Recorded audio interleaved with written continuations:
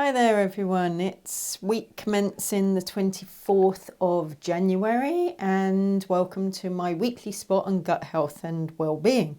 My name is Nikki Windsor, I'm a gut health coach helping you change mindset and behaviour around eating and lifestyle to restore gut health and create a healthy and happy you. So today I wanted to talk to you about strength training. Do you do any? If you don't, then you really should think about starting. Strength training, it's also called resistance training, and it involves using your own body weight or tools such as dumbbells or resistance bands or equipment down at the gym to build muscle mass, strength and endurance. Now, strength training can benefit you in many different ways. It supports our health by enhancing heart health, bone health and increasing bone density. It can reduce blood pressure, lower cholesterol. It's been shown to reduce back pain and ease the symptoms of chronic conditions such as arthritis and fibromyalgia. It can improve your mood through the release of endorphins, which reduces stress and can improve your sleep.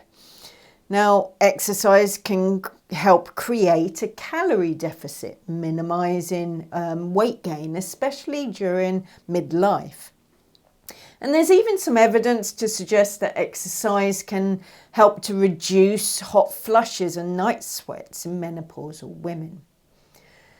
So talking about the menopause, exercise and strength training is particularly important for people who are arriving at or who are already in menopause, because the risk of osteoporosis skyrockets at this life stage. And strength training is especially vital to help to build bone and muscle strength, burn body fat and to rev up your metabolism. So how can it influence your metabolism? Well, muscle tissue burns more calories than fat tissue. So you'll burn more calories throughout your day if you are carrying muscle weight rather than weight in fat. And that includes while sitting on the couch watching TV. Strength training helps you trade out, not convert, trade out fat mass for muscle mass. So an exercise routine for postmenopausal women should include endurance training, so aerobic exercise, strength exercise and balance exercise. And really you should be aiming for 2.5 hours of moderate aerobic activity every week.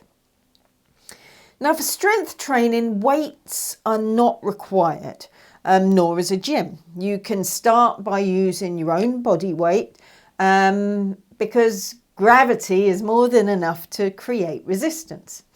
Just think about doing push-ups. So as you build your practice, you may then want to include weights or resistant bands or start going to the gym. Now, strength training doesn't have to be about building big muscles. In fact, it requires focused effort to achieve that. So don't worry about getting ripped with muscles. It's not likely unless you really want to achieve that.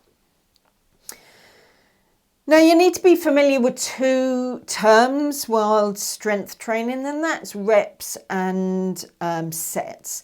So reps or repetitions refers to the number of times you perform an exercise. So for example, 1 rep could be 1 bicep curl. Sets refer to the number of reps you perform at a time. So a set may consist of 12 bicep curls and you may perform 2 sets of bicep curls, so 2 sets of 12 reps. So if you're starting out, maybe start with a single set of 12 to 15 reps. If you're using weights, choose a weight or a resistance band tension that is heavy enough to challenge you, but will allow you to complete the set. And then when you can easily perform that set, it's time to up your weight. Now, always remember to warm up with 5 to 10 minutes of aerobic exercise to avoid injury, and rest between strength training sessions.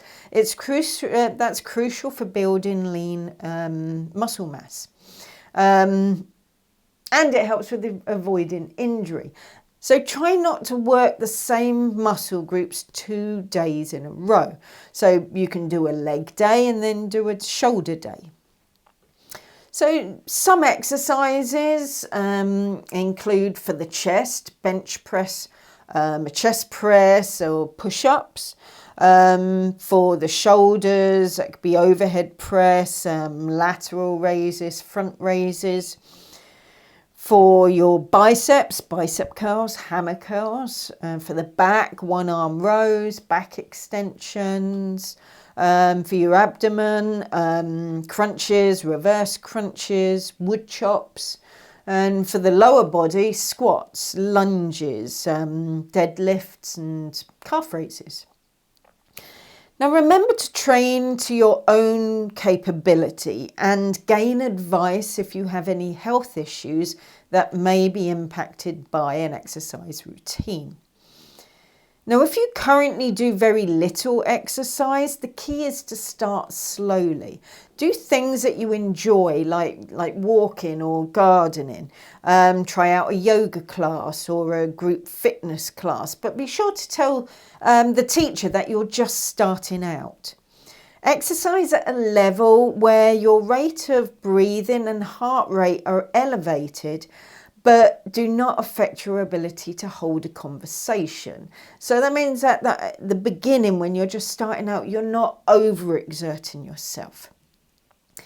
Now, if you are determined to improve your overall fitness and health and are committed to exercising, it's worth understanding what your target heart rate is. That will enable you to get the most out of your workout, yet stay within a level that's safe for you to train.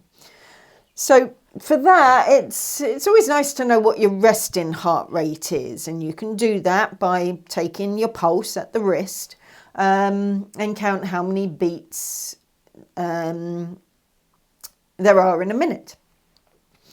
And the average is between 60 and 100. The fitter you are, the lower that number will be.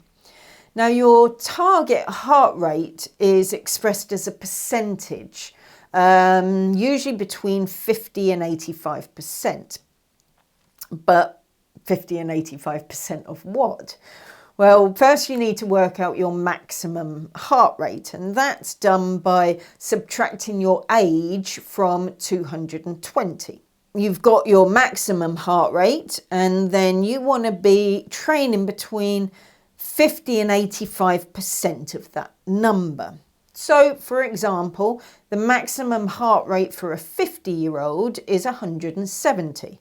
So that's 220 minus the age of 50. And their target heart rate is to train within 50 to 80% of that maximum heart rate. So that works out at between 85 and 145 beats per minute.